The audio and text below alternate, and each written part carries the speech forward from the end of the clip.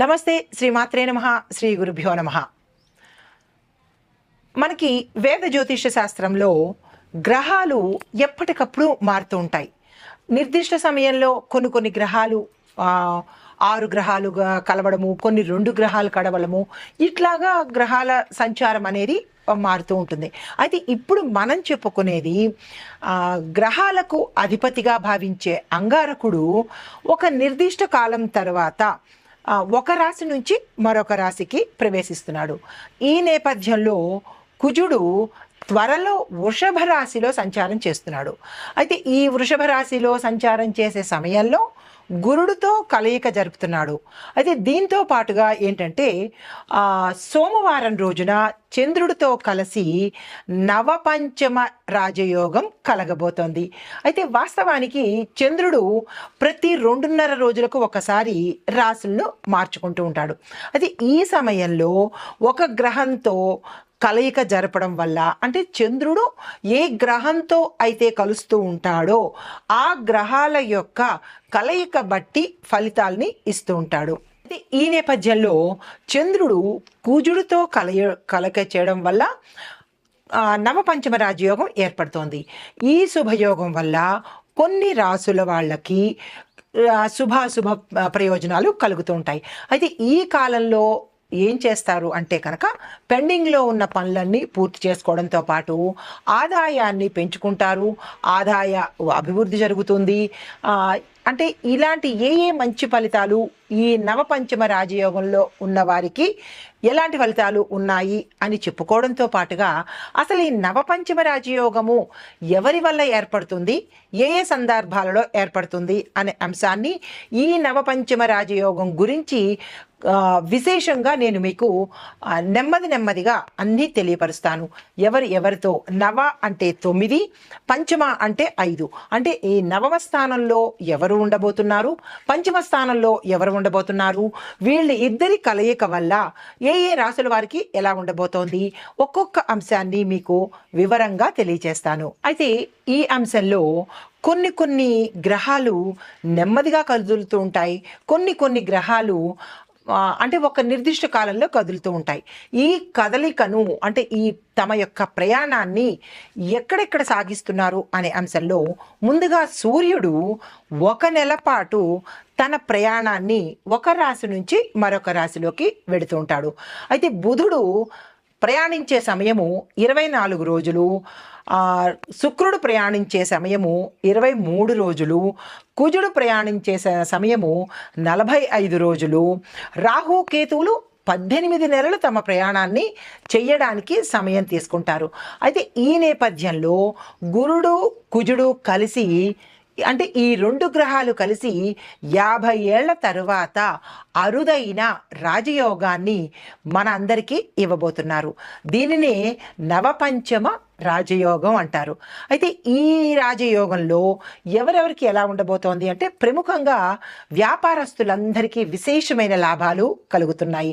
అయితే ఈ ఒక్క వ్యాపారస్తులకే నవపంచమ రాజయోగమా అంటే కాదు, అన్ని రాశుల వాళ్ళకి, అన్ని రంగాల వాళ్ళకి ఎలా ఉండబోతోంది అనే అంశంతో పాటుగా అసలు ఇది ఎలా ఏర్పడుతుంది అనే విషయం తెలుసుకోవాలిగా, దాని గురించి కూడా వివరంగా చెప్తాను. అయితే జ్యోతిష శాస్త్ర ప్రకారము అత్యంత శక్తివంతమైన రాజయోగాలు గజకేసరి యోగము, మహారాజయోగము, మహాలక్ష్మి రాజయోగము, కుబేర రాజయోగము, ఇలా చాలా రాజయోగాలు మనకి దైనందిన జీవితంలో మన జ్యోతిష శాస్త్ర ప్రకారం ఒక్కొక్కరికి వస్తూనే ఉంటాయి. అయితే ఇది మాత్రం 50 ఏళ్ల తర్వాత వస్తోంది కాబట్టి అసలు ఈ రాజయోగాలలో ఏ స్థానంలో ఎవరు ఉండబోతున్నారు అంటే 5వ స్థానానికి అధిపతి, 9వ ఇంటికి అధిపతి, వీళ్ళిద్దరి కలయిక జరిగినప్పుడు ఆ గ్రహాల యొక్క రాజయోగం ఏర్పడుతుంది. నవ పంచమ అంటే 9, 5 అని అర్థం కదా. అయితే ఈ కలయిక ఎలా ఉండబోతోంది అనే అంశము మరింత వివరంగా మీకు తెలియపరుస్తాను. అయితే ఇవి ముఖ్యంగా ఈ 12 సంవత్సరాల తర్వాత నవపంచమ రాజయోగంలో మనకి ఈ యోగం ఏర్పడడానికి ప్రముఖంగా అంగారకుడు కేతువు 9వ ఇంట్లోనూ బృహస్పతి 5వ ఇంట్లోనూ ఉండడం జరిగింది.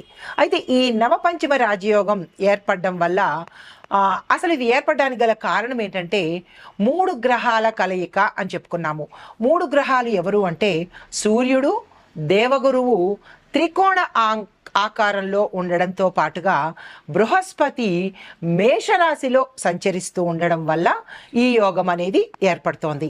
ఈ నవపంచమ రాజయోగం వల్ల కొన్ని రాశులకి మరీ ముఖ్యంగా అన్ని రాశుల వాళ్ళకి ధనలాభము, ఆకస్మిక ధనప్రాప్తి, వ్యాపారస్తులకు విశేషమైన లాభాలు.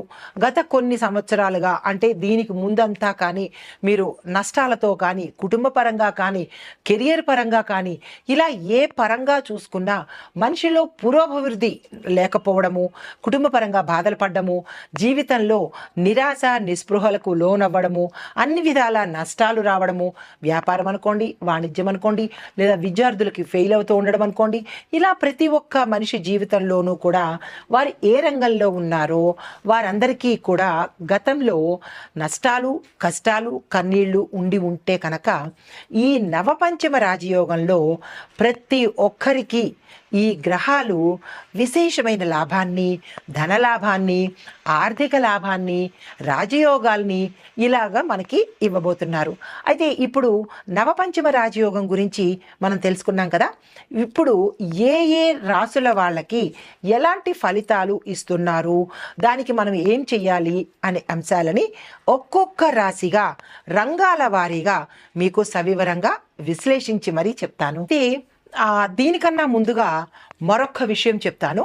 అంటే ఈ వేద జ్యోతిష శాస్త్రంలో మనం ఇందాక అనుకున్నట్టుగా బృహస్పతి మరియు కేతు వీళ్ళిద్దరూ కలయిక వల్ల మనకి నవపంచమ రాజయోగం కనబడుతోంది కదా. అయితే ఈ నవగ్రహాలలో ముఖ్యంగా ప్రముఖంగా భావించే గురువు అత్యంత క్రూరంగా మనం లెక్కలోకి వేసుకుని కేతువుతో మే 1వ తేదీన అంటే మే 1వ తారీఖున ఈ కలయిక వల్ల మనకి ఏర్పాటు జరగబోతోంది. అయితే ఈ కలయికలో ఈ గ్రహాలు కలవడం వల్ల అంటే మన జ్యోతిష శాస్త్రంలో ప్రతిరోజు ఈ గ్రహాలు మారుతూనే ఉంటాయి. చాలామందికి అనుమానం వస్తుంది, సందేహం కూడా రావచ్చు. ఏమనంటే మాకు ఈ రోజంతా బాగుందండి, కిందటి నెల వరకు బాగున్నాము, లేదా కిందటి రోజు వరకు బాగున్నాము, మరి ఎందుకు సడన్గా మాకు ఇట్లా ఉండబోతోంది, కుటుంబ పరంగా కానీ ఆరోగ్యపరంగా కానీ నిన్న బాగానే ఉంది, మరి ఎందుకు ఇట్లా అవుతోంది అని ప్రతి ఒక్కరికి సందేహం వస్తుంది. అయితే మనకి తెలియని విషయం ఏంటంటే మనకి తెలియకుండానే ఈ గ్రహాల సంచారం అనేది ఖగోళంలో జరిగిపోతూ ఉంటుంది, ప్రతి నిమిషము జరిగిపోతూ ఉంటుంది. అది మనకి తెలియాలి అంటే కనుక అది మన యొక్క నిత్య జీవితంలో జరిగే మార్పుల వల్ల మాత్రమే మనం గ్రహించుకోగలుగుతాము. కొంతమందికి శుభంగాను అంత క్రితం వరకు చక్కగా ఉన్నది, లేదంటే అంత క్రితం వరకు మాకు అసలు ఏమీ బాలేదు, అలా సడన్గా మాకు ఇంత చక్కగా కలిసి వచ్చింది, ఆకస్మికంగా ధనం కలిగింది, ఉద్యోగంలో సెలెక్ట్ అయిపోయాను, లేదంటే అన్ని రకాలుగా ఎందుకు ఇంత బాగుంది అని కొంతమంది అనుకుంటూ ఉంటారు. అది ఏమనుకుంటారంటే ఇదంతా నా క్రెడిట్ వల్లే, నేను కష్టపడితేనే వచ్చింది, నా వల్లే అని అపోహపడుతుంటారు. ఏ ఒక్కటి మన వల్ల కాదు, ఏ ఒక్కటి మనం చేసుకున్నది కాదు. అంటే గ్రహాల యొక్క మార్పు వల్లే మనకి చెడు మంచి జరుగుతుంది. అయితే కొంతమందికి సందేహం రావచ్చు. ఇంకొక సందేహము ఏంటంటే గ్రహాలు మారిపోయినప్పుడు మా అందరికీ మంచే జరగాలి కదండి, అందరికీ ఒకేలా ఉండాలి కదా అని అనుకోవచ్చు. అయితే అందరికీ ఒకేలా ఉండడానికి అందరూ ఒకే సమయంలో పుట్టలేదు కదా, అందరూ ఒకే రాశిలో పుట్టలేదుగా, అందరూ ఒకే నక్షత్రంలో పుట్టలేదు కదా. అంటే మన యొక్క పుట్టుకను బట్టి, సమయాన్ని బట్టి, మన యొక్క తేదీల్ని బట్టి, ఎప్పుడు ఏ సమయంలో ఎప్పుడు పుట్టాము అనేది దాన్ని బట్టి కూడా, మన యొక్క కర్మల్ని బట్టి కూడా ఈ గ్రహాలు మనకి ఫలితాన్ని ఇస్తాయి. మీరు ఒక సందేహం అడగచ్చు, చాలామంది అడుగుతూ ఉంటారు, ఏమనంటే మాకు చాలా చక్కగా ఉందని చెప్పారు, ఏమిటి మాకు సరిగా కలిసి రాలేదు, మీరు చెప్పేటప్పుడేమో విశేష ధనయోగం అన్నారు, ఆకస్మిక ధనయోగము అన్నారు, కానీ మాకెందుకు రావట్లేదు అన్న సందేహంతో చాలామంది ప్రశ్నలు వేస్తున్నారు.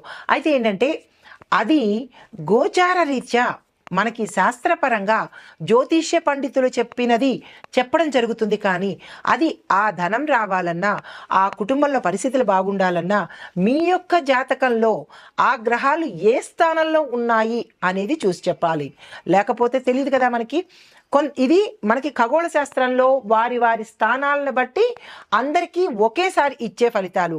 కానీ మీ జాతకంలో ఈ గురుడు ఎక్కడున్నాడు, కుజస్థానం ఎక్కడుంది, రవి స్థానం ఎక్కడుంది అనే అంశాలను పరిశీలిస్తేనే కానీ అందరికీ ధనప్రాప్తి రాలేదు, అందరికీ వ్యాపారంలో లాభాలు రాలేదు అనే అనుమానాన్ని మీరు అస్సలు పెట్టుకోకండి. ఇది గోచార రీత్యా వేద శాస్త్ర జ్యోతిష్య పండితులు చెప్పినవి. ఇప్పుడు ఎవరు చెప్పినా అవే చెప్తారు తప్ప కొత్తగా చెప్పడానికి ఇది మనం కొత్తగా రాసుకున్నది కాదు. కాబట్టి ఇప్పుడు గోచార రీత్యా ఒక్కొక్కళ్ళకి ఎలా ఉండబోతోంది అనే అంశాన్ని మేషాది ద్వాదశ రాశుల వారికి చెప్తాను. ఈ నవపంచమ రాజయోగంతో ఏ ఏ రాశుల వాళ్ళకి ఎలాంటి ఫలితాలు ఇవ్వబోతున్నాయి, మేషాది ద్వాదశ రాశుల వారికి ఒక్కొక్క రాశి వారికి ఏ ఏ ఫలితాలు వస్తాయి అనే అంశంలో ముందుగా మేషరాశి వారి కనుక చూసుకున్నట్టయితే వీరికి కేతు బృహస్పతి యొక్క ప్రభావంతో చాలా మేలు జరుగుతుంది. ఈ సమయంలో కనుక ఎవరైనా అనారోగ్య సమస్యల నుంచి కనుక ఉన్నట్టయితే వారికి విముక్తి జరుగుతుంది. అంటే కేతు బృహస్పతి ప్రభావంతో. మరి గురు యొక్క ప్రభావంతో ఏం జరుగుతుంది అంటే కనుక ఆకస్మిక ధనలాభం కలుగుతుంది, శత్రువుల మీద విజయం సాధిస్తారు. జీవితంలో వీళ్ళకి ఏ సమస్యలు ఉన్నా, అంటే అన్ని రంగాల వాళ్లకు, విద్యార్థులకు, ఉద్యోగస్తులకు, వ్యాపార వాణిజ్య వ్యవసాయదారులకు, చిత్రరంగంలో ఉన్నవారికి, ఐటీ రంగంలో ఉన్నవారికి, ఇలా ఏ రంగంలో ఉన్నవారికైనా సరే సమస్యలు, కొన్ని జీవితంలో ఉండే సమస్యలన్నీ పరిష్కారం అయిపోతాయి. అనారోగ్య సమస్యలు కానీ ఏ సమస్య ఉన్నా, వారు గతంలో దేనితో బాధపడుతున్నా కానీ ఆ సమస్యలన్నీ పరిష్కారం అయ్యి సంతోషంగా జీవించగలిగే అవకాశము ఈ బృహస్పతి, కేతు, గురుడు, ఈ ముగ్గురు గ్రహాల వాళ్ళు మనకి అందుబాటులోకి తీసుకొస్తున్నారు. అయితే మనకి అటువంటి విజయాలను ఏర్పాటు చేస్తున్నారు. ఈ మేషరాశిలో ఉండే విద్యార్థులకు వారు గతంలో ఏదైనా ఫెయిల్ అవ్వడం కానీ, లేదా క్యాంపస్ ఇంటర్వ్యూస్లో సెలెక్ట్ అవ్వకపోవడం కానీ ఇలాంటివి ఏవైనా జరిగినట్టయితే కనుక ఈ సమయంలో నవపంచమ రాజయోగంలో వాళ్ళు సెలెక్ట్ అవ్వడము, అనుకోని విధంగా వారికి ఉద్యోగ ప్రాప్తి రావడము, ఇట్లాంటివన్నీ, అంటే విదేశాలు వెళ్ళాలనుకున్న వాళ్ళకి వారి వారి యొక్క కోరికలు తీరే అవకాశము ఈ సమయంలో కనబడుతోంది. ఇక వ్యాపారస్తుల దగ్గరికి, పారిశ్రామిక వాణిజ్య రంగంలో ఉన్న వారికి చూసినట్టయితే పెట్టుబడులకు ఇది చాలా చక్కని సమయము. మీరు ఆ దిశగా ప్రయత్నం చేయండి.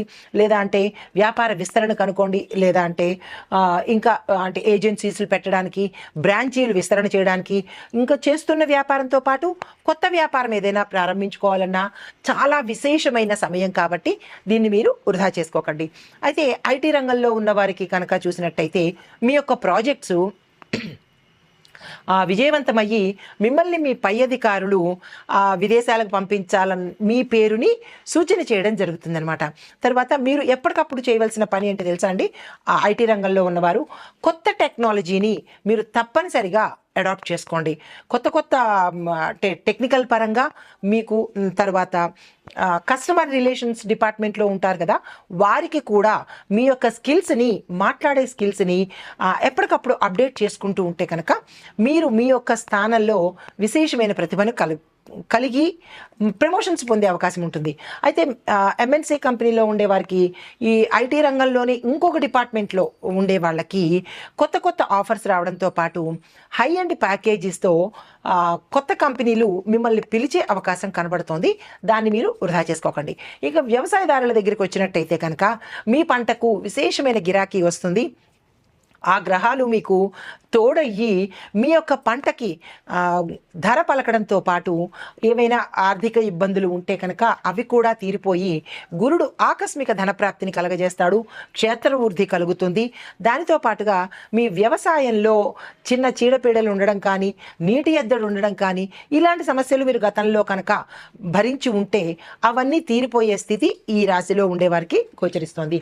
ఇంకా మిగతా రంగాల వాళ్ళు, అంటే రాజకీయ రంగంలో ఉన్న వాళ్ళకి మీ పేరు ప్రఖ్యాతలు పెరగడము, విశేషమైన కీర్తి ప్రతిష్టలు. గతంలో మీరు ఏదైనా చిన్న చిన్న అపనిందలు పడడం కానీ, లేదా అంటే మాట పట్టింపులు పడడం కానీ, లేదా మీ మిత్రులే మీకు ద్రోహం చేయడం కానీ, అధిష్టాన వర్గం వారు మిమ్మల్ని చిన్నచూపు చూడడం కానీ, మీరు ఎంత కష్టపడి పని చేసిన వారైనా సరే మిమ్మల్ని పేరు పైకి రాకుండా, మీ కష్టం తెలియకుండా ఉన్నట్టయితే కనుక మీకు ఈ సమయంలో మంచి పేరు ప్రఖ్యాతలు వస్తాయి.